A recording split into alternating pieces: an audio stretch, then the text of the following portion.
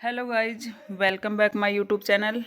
आप कैसे हैं? आई होप आप बहुत बढ़िया होंगे। आज हम करेंगे रोमन साम्राज्य। हमारे HPSC PGT भर्ती के अंदर हिस्ट्री के सब्जेक्ट में रोमन साम्राज्य है और बहुत इम्पोर्टेंट चैप्टर है।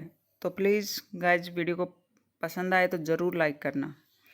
पहले हम मैप से पढ़ेंगे और मैप में पढ़ने से क्या होता है कि मेमोरी आपकी स्थायी रहेगी। देखो, रोमन साम्राज्य को समझने के लिए सबसे पहले हमें अपने भारत का मैप देखना होगा। मुझे आशा है आप भारत को पहचान गए होंगे। अब आगे देखो, भारत से आगे है पाकिस्तान, अफगानिस्तान, ईरान और फिर देखो यहाँ से हम अब रोमन साम्राज्य में प्रवेश कर चुके हैं। तो रोमन साम्राज्य की मैं एक बाउंड्री लाइन बना देती हूँ जो समझ में आएगा। देखो, ये इलाका है स्पेन का। यहाँ से हम इस तरह से रोमन साम्राज्य को बनाते हैं। ये काला सागर है, इसका एरिया ऐसे करके रोमन साम्राज्य में लेते हैं। ठीक है, फिर ये यहाँ से हम ब्रिटेन को लेके और इस तरह से हमने रोमन साम्राज्य को बना दिया है भूमध्य सागर के। थोड़ा सा ऊपर नीचे हो सकता है। ये बीच में जो ब्लू ब्लू दिखाई दे रहा है, पानी दिखाई दे रहा है, ये भूमध्य सागर के आसपास का एरिया रोमन साम्राज्य है। देखो, थोड़ा ऐसे भी हो सकता है ये। तो प्लीज़ गाइज, आप समझने की कोशिश करना। ये थोड़ा सा बनाने में थोड़ी सी हो सकता है 19-20 ऊपर नीचे हो, इतना मत पकड़ना बात को। ये सिर्फ समझाने के लिए है कि रोमन साम्राज्य कहाँ पर था। तो देखो, जो ऊपरी हिस्सा था इसका, ये ऊपरी हिस्सा, इसमें मतलब ऊपरी हिस्से में, यानी कि ये कौन सा हिस्सा पड़ता है? उत्तर में राइन और डैन्यूब नदियाँ थी।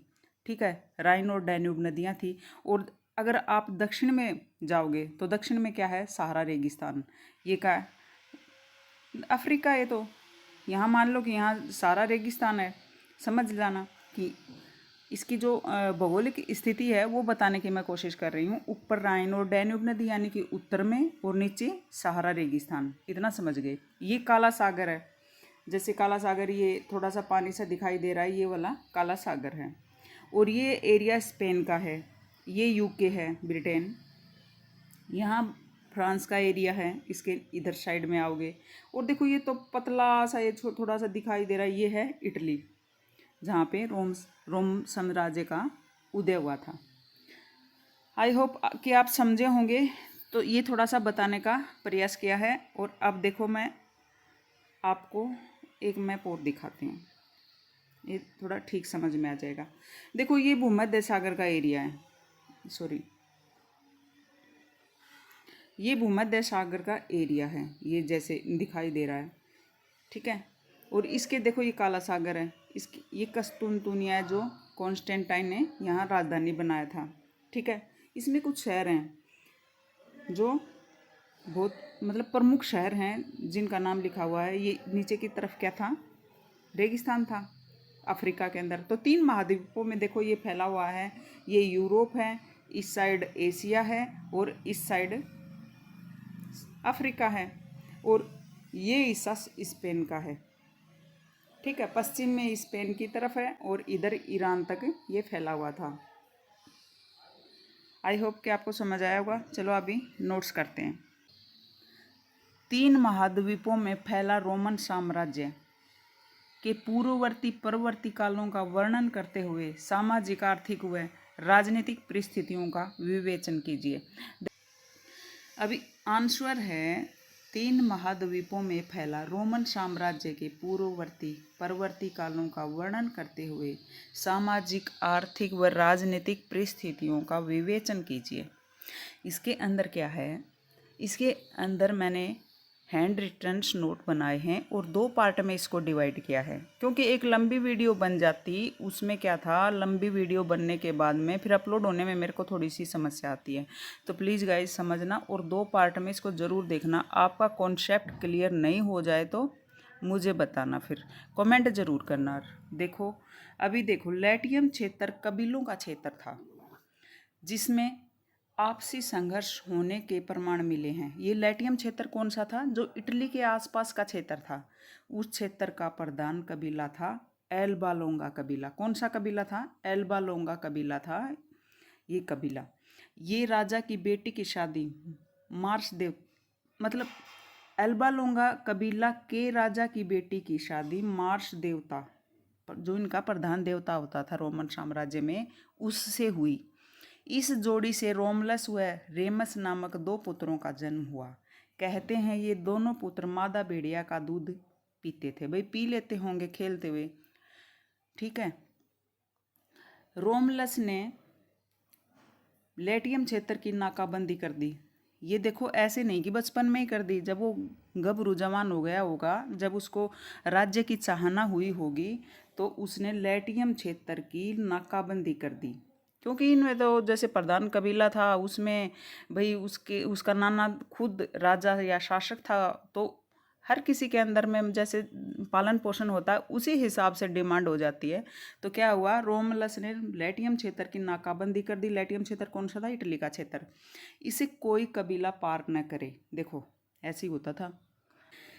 रेमस ने ये हथबंदी तोड़ दी, उसका छोटा भाई था, तोड़ दी, जिस कारण दोनों भाइयों में प्रभुत्व सिद्ध करने के लिए संघर्ष हुआ, जिसमें रेमस छोटा भाई की हत्या रोमलस ने कर दी।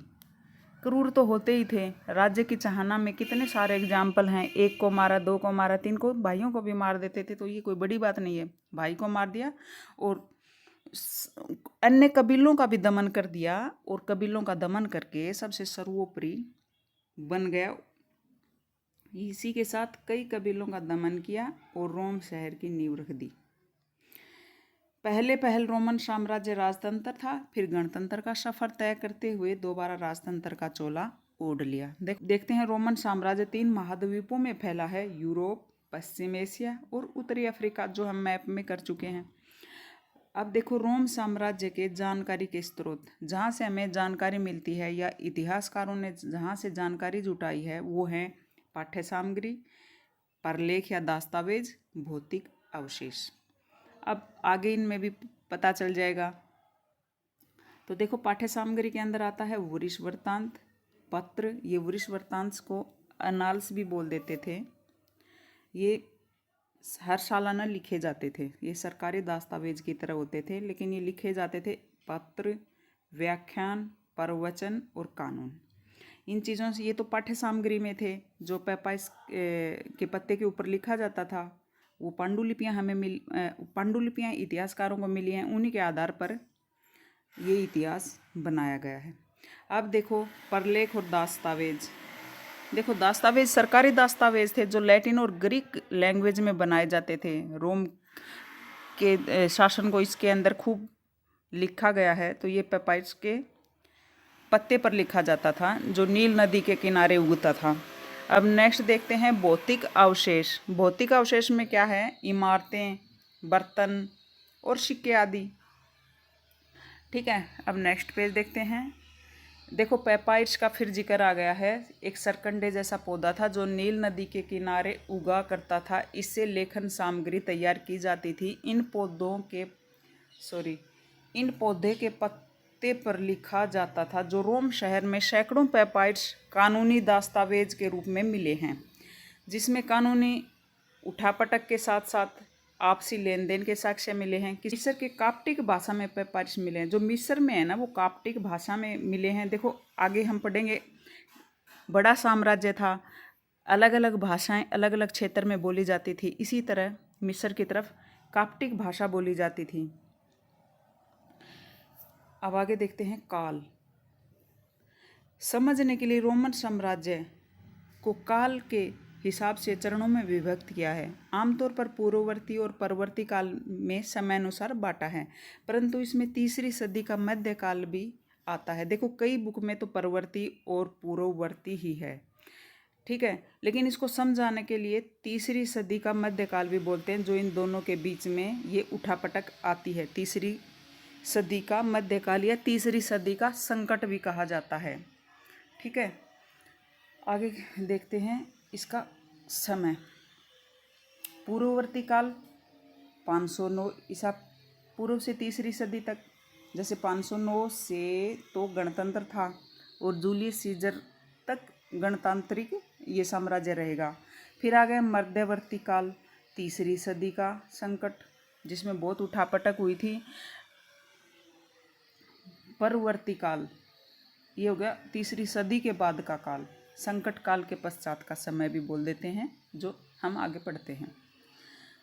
ठीक है, ये समझने के लिए हैं, ये काल में डिवाइड इसलिए किया है। 3 खिलाड़ी वर्ग, ये भी समझना जरूरी है। जो रोमन साम्राज्य के अंदर 3 खिलाड़ी वर्ग थे, एक तो सम्राट होता था मेन, फिर एक सीनेट होती थी, अभिजात या अमीर लोगों का एक संघ होता था जिसमें 1000 लोग होते थे।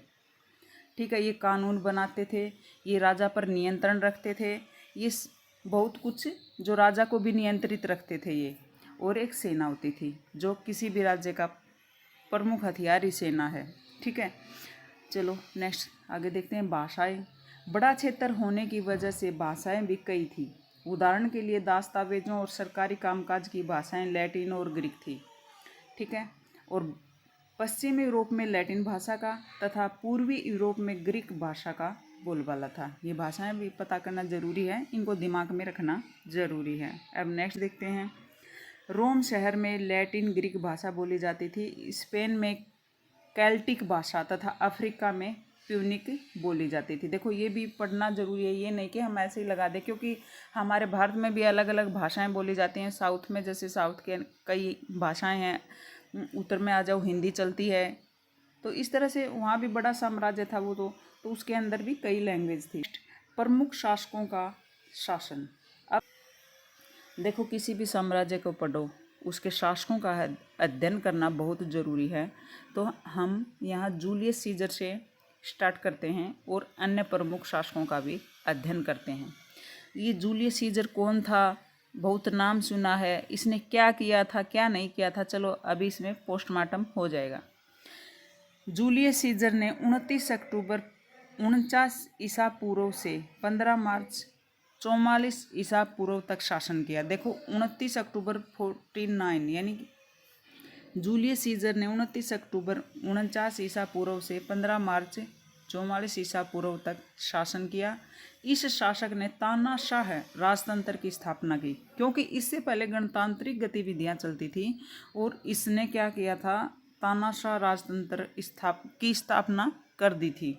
इससे पहले रोमन साम्राज्य में शासक तो जरूर होते थे, ये नहीं कि वहाँ जब शासक नहीं होते थे, पर सीनेट के सामने मनमानी नहीं करते थे। सीनेट के सदस्य वे अभिजात नागरिक होते थे जो कानून का संचालन करते थे तथा सेना में भी कार्यरत थे। शासक कार्यपालिका न्यायपालिका का प्रधान अवश्य होता था। विधायिका जिसमें कानून बनते थे वे सीनेट के हाथों में होती थी। वे चाहते थे वैसा ही संभव होता था, यानी कि जो सीनेट चाहती थी ना वैसा ही होता था। जूलियस सीजर शासक बनने से पहले काउंसलर के पद पर एक अभिजात था। इसने सत्ता हासिल की और मिस्र तक अपनी जीत दर्ज की। इतिहास में इसको एक महान शासक, महान विजेता कहा गया है। देखो अपने इतिहास की एक यही खूबी है कि जो ज़्यादा मार काट करेगा या ज़्यादा साम्राज्य का विस्तार जिसने किया, यानी कि एक आम भाषा में बोलें कि उस आज के हिसाब से जो गुंडागर्दी की, तो वो एक महान शासक बोला जाता है। ठीक है, महान विजेता बोला जाता है। इसके ऊपर तो ज़्यादा बोलने की ज़रूरत नहीं, समझ गए होंगे। जो मारकाट ज़्यादा करता है, साम्राज्य का विस्तार किया, तो वो महान शासक कहलाया। इसी तरह जूलियस सीजर भी एक तानाशाह शासक के रूप में उभरा और इसने गणतंत्र को कुचल दिया, दबा दिया। इसने राजतंत्र की स्थापना कर दी थी। अब देखते हैं जूलियस सीजर का दमन। 44 ईसा पूर्व में सीजर अपने पद को सीनेट द्वारा वैधानिक मान्यता दिलाना चाहता था। देखो समझे, सीनेट के द्वारा वैधानिक कि सब कुछ मैं ही हूँ, तो वो बात सीनेट को पसंद नहीं आई। इसी सिलसिले में 15 मार्च 44 ईसा पूर्व को अपने विश्वसनीय सीनेटरों के साथ एक बैठक आयोजित की। इनमें ब्रूटस नामक मित्र भी मौजूद था। इन सीनेटरों ने सीजर का प्रस्ताव सुनकर, क्या प्रस्ताव था कि वैधानिक मान्यता, खुद को ही सब कुछ बनाना चाहता था, सीजर का प्रस्ताव सुनकर प्रहार शुरू कर दिए। पहले जूलियस सीजर ने अपना बचाव किया, परंतु उसके मित्र ब्रूटस ने खंजर उसकी पीठ में घोंप दिया। यह देखकर सीजर के मुंह से निकलने वाले शब्द थे, ब्रूटस तुम भी, यानी कि ब्रूटस तुम भी मेरा साथ नहीं दे रहे। इस तरह 15 मार्च 44 ईसा पूर्व में जूलियस सीजर की हत्या हो जाती है। ये सीनेटर के लोग ही करते हैं और उसके जो काफ़ी विश्वास पात्र लोग थे वो ही इसकी हत्या करते हैं, क्योंकि ये हर मतलब सीनेट को भी कब्जे में लेना चाहता था। अब नेक्स्ट देखते हैं रोमन साम्राज्य के अन्य प्रमुख शासकों का कार्यकाल। देखो इनके वर्णन भी हैं, पहले इनका कार्यकाल देखते हैं। आगस्टस जूलियस सीजर का दत्तक पुत्र था। 44 ईसा पूर्व से 14 ईस्वी तक इन्होंने शासन किया। टिबेरियस आगस्टस का दत्तक पुत्र था, यानी गोद लिया हुआ। इसने 14 ईस्वी से 37 ईस्वी तक शासन किया। अब आ जाओ त्राजन, क्योंकि ये सिर्फ प्रमुख शासक हैं, वो नहीं कि नंबर वाइज, नहीं वो बहुत ज़्यादा हो जाएंगे। लेकिन त्राजन 98 ईस्वी से 117 ईस्वी। अभी त्राजन के बाद एक प्रमुख शासक आता है गैलिनस, इसका टाइम होता है 285 ईस्वी से 268 ईस्वी। फिर आते हैं डायक्लोसियन 284 ईस्वी से 305 ईस्वी। फिर आता है डायक्लोसियन के बाद आते हैं कॉन्स्टेंटाइन 312 ईस्वी से 337 ईस्वी। थियोडोसियस 408 ईस्वी और जस्टियन 527 ईस्वी से 565 ईस्वी। सबसे लास्ट का शासक यही है जो योग्य शासक था। ये योग्य शासकों की सूची है भाई। ये नहीं कि इतने ही शासक थे, शासक बहुत हुए हैं, लेकिन योग्य में ये सब आते हैं। ठीक है, अब नेक्स्ट देखते हैं। अब देखो सबसे पहले पढ़ते हैं आगस्टस ओक्टोवियन के बारे में। आगस्टस से पहले ओक्टोवियन ही इसका नाम होता था। जूलियस सीजर की मृत्यु के पश्चात सीजर के मित्र मार्क टोनी की सहायता से 44 ईस्वी पूर्व में सीजर का दत्तक पुत्र ओक्टोवियन इस साम्राज्य का शासक बना। क्योंकि ओक्टोवियन ने ही आगस्टस की उपाधि धारण की थी, तो इसका नाम आगस्टस पड़ गया था। इसका रियल नेम तो ओक्टोवियन ही होता था। समय के साथ गृह युद्ध जैसी स्थिति शांत हुई तथा 27 ईसा पूर्व में ओक्टोवियन ने अगस्टस की उपाधि धारण की, जिसका मतलब होता है आदरणीय। आदरणीय बन गया भाई। फिर ये 20 ईसा पूर्व में फिर इम्परेटर की उपाधि धारण की। इम्परेटर का मतलब होता है सारी शक्तियां राजा के पास आ जाना। एक इम्परेटर बन गया था, सारी शक्तियां अपने पास ले ली थी। वह बहुत ही विवेकपूर्ण शासक था, पर उसकी बुद्धि जूलियस सीजर से कहीं 50 कदम आगे थी, क्योंकि उसने ना अपनी दूरदर्शिता का प्रयोग करते हुए समकालीन हालात को समझकर सारी शक्तियां आने के बावजूद भी सीनेट को ज्यों का त्यों रखा। उसको पता था भाई ये अमीर लोग हैं और इनके खिलाफ नहीं जाओगे तो सही रहेगा, और खिलाफ चले गए तो वही जूलियस सीजर वाली हालत। तो इसलिए इसने अपनी दूरदर्शिता का प्रयोग करते हुए शासन किया। इसके कार्यों में भी मतलब सीनेट के कार्यों में भी दखलंदाजी नहीं की। इस प्रकार अभिजात्य नागरिकों ने विरोध नहीं किया। देखो आगे ना बात, जो अमीर लोग होते हैं ना उनको कुछ बढ़ा चढ़ा के कुछ मतलब कैबिनेट मंत्री बना दो, कुछ बढ़ा चढ़ा के और बना दो, तो वो ना विरोध नहीं करते। तो इसने वही काम किया, किसने? ओक्टोवियन ने। और जूलियस सीजर ने क्या किया, 4-5 साल में ही सोचा कि मैं सब हाथ में ले लूँ, तो वो अमीर विरोधी हो गए फिर उसके। तथा साथ साथ राजतंत्र को मजबूत करना प्रारंभ किया। देखो राजा तो था ही, अपना काम भी शुरू कर रखा था उसने इम्परेटर के पश्चात प्रिंसेप की उपाधि धारण की थी, जिसका मतलब होता है प्रधान नागरिक। वो अपने आप को शासक नहीं कहला रहा था, वो प्रधान नागरिक बना है और वो प्रधान नागरिक बनकर शासन कर रहा था। इस तरह से अगस्टस ने सीनेट की कुछ गणतांत्रिक गतिविधियों को भी कायम रखा और राजतंत्र को भी शासक की बजाय प्रधान नागरिक बनकर शासित किया तथा प्रशासन को मजबूत आधार प्रदान किया। अगस्टस को स्वयं का कोई पुत्र न था। उसने तीसरी पत्नी का सौतेला पुत्र, या तो उसकी शादी हुई होगी कहीं पहले से उसके पुत्र था, उसने फिर ओक्टोवियन को पसंद आ गई होगी, उसने शादी कर ली, तो वो सौतेला पुत्र हो गया, समझे ना। पुत्र उसका नाम था टिबेरियस, को गोद लिया। भाई ठीक है, पत्नी आ गई, पुत्र आ गया, गोद ले लिया।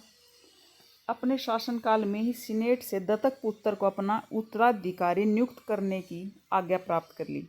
उसको पता था सब कुछ सीनेट ही है, तेरे जाने के बाद में कोई दिक्कत ना हो, उससे अच्छा है कि तू दत्तक पुत्र ले ले, जो पत्नी का तो पुत्र ही है। तो टिबेरियस को गोद ले लिया और उसको वैधानिक तरीके से मान्यता दिला दी कि मेरा उत्तराधिकारी टिबेरियस होगा, ताकि मृत्यु के पश्चात उसके दत्तक पुत्र को राज्य हासिल करने में कोई समस्या न हो। ऑगस्टस ने अपनी बेटी जूलिया का विवाह भी टिबेरियस से करके उत्तराधिकारी के दावे के साथ साथ राजतंत्र को वंशानुगत कर दिया। ठीक है।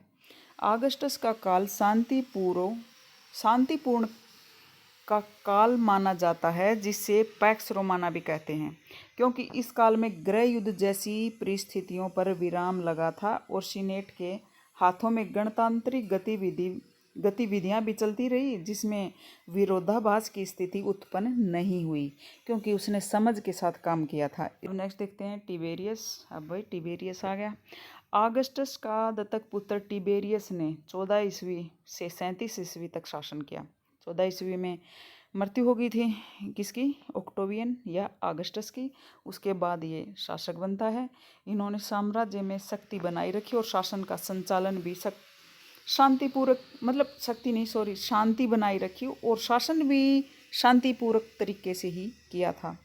परंतु प्रथम सदी के उत्तरार्ध में जब ये चला गया था, यानी कि टिबेरियस जब स्वर्ग सिधार गए थे उसके बाद की बात है, परंतु प्रथम सदी के उत्तरार्ध में कई शासक आया राम गया राम बने रहे। देखो कई बार क्रिकेट में बनते हैं आया गया, तो उत्तरार्ध में भी कई शासक आया राम गया राम बने रहे। 69 ईस्वी में एक साल में 4 शासक बदल गए। कोई योग्य शासक नहीं मिला होगा, बदल गए। और राजनीति तो राजनीति होती है। ठीक है। हमारे भी अगर राजनीति थोड़ी सी पेचीदा हो तो एक साल में 4-5 प्रधानमंत्री बन जाएं। इस बात से अंदाज़ा हो जाता है कि शासन में कितनी अस्थिरता आ गई थी। कई बार होता है जैसे टिबेरियस तक अच्छा चल रहा था, फिर एकदम उठापटक आ गई। 69 ईस्वी में तो 4-4 शासक बदल गए थे। इस राजनीतिक अस्थिरता का कारण अयोग्य शासकों का होना था, परंतु इस राजनीतिक उठापटक के साथ त्राजन नामक शासक का उद्भव हुआ। समय के साथ कब पैदा हुआ है ये, कब शासक बना ये, 98 ईस्वी में त्राजन शासक बना और 117 ईस्वी तक साम्राज्य विस्तार नीति के साथ सफलतापूर्वक शासन किया। इस शासक ने पूर्व की तरफ फरात नदी क्षेत्र को सासानी वंश से जीतकर साम्राज्य में मिलाया। यानी कि किस साइड में, मेसोपोटामिया में पढ़ते हैं ना, दजला और फरात। ठीक है। तो ये मेसोपोटामिया मतलब इराक साइड में है। ये क्षेत्र को सासानी वंश से जीतकर साम्राज्य में मिला लिया, क्योंकि इसकी तो त्राजन की तो विस्तार नीति थी। ये इंडिया तक आने की सोच रहा था। त्राजन ने साम्राज्य विस्तार नीति को अपनाया, परंतु उत्तराधिकारियों ने इस नीति को छोड़ क्षेत्र को सीमित कर दिया। फिर उत्तराधिकारियों ने सोचा, जो इसके उत्तराधिकारी आए थे, कि सब पहले से ही इतना बड़ा साम्राज्य है और जीत कर क्या करना है, ठीक है इसी को हम सीमित करते हैं। अब आगे गैलिनस भी बहुत इंपॉर्टेंट शासक हुआ है। इसने भी कई काम किए थे। गैलिनस ने 235 ईस्वी से 268 ईस्वी तक शासन किया। पहले सीनेट को सैनिक सेवा भी देनी होती थी। इस शासक ने सैनिक सेवा सीनेट से अलग कर दी, यानी कि सैनिक और सीनेट को अलग अलग कर दिया। अभी सैनिक अपना अलग से काम करेंगे और सीनेट अपना अलग से करेगी। अब सीनेट सिर्फ विधायिका अर्थात कानून निर्माण तक ही सीमित रही। सेना अपने कार्यों के लिए सीनेट से स्वतंत्र हो गई। भाई सेना अब बिल्कुल इंडिपेंडेंस हो गई। भाई अपने तरीके से युद्ध लड़ो, कैसे राज्य की सुरक्षा करनी है, ये सब निर्णय लेने में स्वतंत्र हो गई। इटली से बाहर के लोगों को भी सीनेट में स्थान दिया। देखो भाई, पहले जब सीनेट मतलब 1000 लोगों का जो अभिजात्य वर्ग होता था वो वंशानुगत था। जैसे एक अमीर का बेटा अमीर ही पैदा होगा, तो ऐसे ये सीनेट भी बनती रहती थी। लेकिन वो पहले इटली से बाहर के लोगों को नहीं लिया जाता था इतने बड़े साम्राज्य में, क्योंकि एक क्षेत्र की तरह से इटली ही मतलब पूरे साम्राज्य को नियंत्रित कर रही थी। इसने गैलिनस ने क्या करा, गैलिनस ने बाहर के लोगों को, जैसे दूर दराज के लोग होते थे, जैसे इतना बड़ा साम्राज्य था तो जितने अभिजात होते थे तो सीनेट में उनको जगह दी। ठीक है। बाहर के लोग सीनेट में आने से थोड़ा सा सीनेट का प्रभाव भी कम हुआ। उसका मेन मकसद यही था कि जो क्षेत्र के हिसाब से इटली की साइड के लोग जो साम्राज्य कर रहे हैं सीनेट के लोग, उनका प्रभाव थोड़ा कम हो, इसलिए उसने बाहर के लोगों को भी सीनेट के अंदर लेना प्रारंभ किया।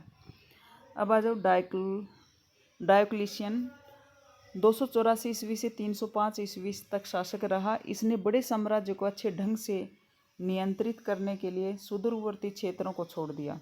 इस भाई साहब ने तो भाई क्षेत्रों को ही छोड़ दिया, जो ज़्यादा दूर दूर थे भाई संभालने नहीं जाते, तो वहाँ को आसानी से जहाँ नहीं पहुँचा जाता उनको छोड़ दिया। इन्होंने फालतू माथापच्ची की ही नहीं। किसने नहीं की? डायोक्लेशियन ने। जहाँ आसानी से नहीं पहुँचा जाता था उन क्षेत्रों को छोड़कर साम्राज्य को सीमित नियंत्रित किया। ठीक है, छोटा बना लिया। छोटा तो नहीं बनाया, लेकिन जो ज़्यादा सुदूरवर्ती, जाने ज़्यादा मतलब ज़्यादा ही दूर थे ना, उनको छोड़ दिया। 297 यानी 297 ईस्वी में साम्राज्य का पुनर्गठन भी किया। नए 100 राज्य बनाए गए, क्योंकि साम्राज्य को सुचारू रूप से चलाने के लिए 100 भागों में विभाजित कर दिया। ये नहीं कि अलग अलग राजा प्रजा, नहीं, उस समय गवर्नर बनाए थे उनके, वो प्रांत बनाए थे। देखो, सत्ता तो एक केंद्र में थी, लेकिन उन प्रांतों का संचालन करने के लिए, यानी कि जगह का, एरिया का, क्षेत्र का ऐसे डिवाइड कर दिया कि प्रशासन सुचारू रूप से चले, जिसमें कोई समस्या ना हो, इसलिए वहाँ पर गवर्नर नियुक्त कर दिए। काम तो अच्छे किए थे। अब देखो, सेनापतियों, जिनको ड्यूस बोला जाता था, को स्वतंत्रता प्रदान कर दी। अब कुछ निर्णय सुरक्षा के लिए स्वतंत्र रूप से वे ले सकते थे। उत्तराधिकारी शासकों ने भी इन सुधारों को कायम रखा। अब पढ़ते हैं कॉन्स्टेंटाइन। इसके शासनकाल का समय 312 ईस्वी से 337 ईस्वी तक था। यह इस साम्राज्य के योग्य शासकों में प्रमुख स्थान रखता है। इसने अपने काल में अनेकों सुधार किए। इस साम्राज्य में 4.5 ग्राम का चांदी का सिक्का चलता था, जिन्हें दिनारियस बोला जाता था। 3री शताब्दी के उत्तरार्ध में चांदी की आपूर्ति कम होने लगी। इस वजह से मुद्रा को डालने में भी समस्या आ रही थी। इसलिए कॉन्स्टेंटाइन ने शुद्ध सोने के सिक्के 4.5 ग्राम के चलाए, जिनको सोलिडस बोला जाता था। इस सुधार से व्यापारिक लेन देन में जो समस्याएं आ रही थी वो दूर हुई। भाई सोने के सिक्के चलाए थे कॉन्स्टेंटाइन ने। काला सागर के आसपास वाले क्षेत्र को वेजाइंटोन साम्राज्य कहते थे। काला सागर के किनारे इस्तंबुल नामक जगह को राजधानी बनाया, जिसका नाम कस्तूनतुनिया पड़ा। विस्तृत साम्राज्य में संतुलन बनाने के लिए इस स्थान को दूसरी राजधानी के रूप में चुना गया। कस्तूनतुनिया को राजधानी किसने बनाया था? कॉन्स्टेंटाइन ने।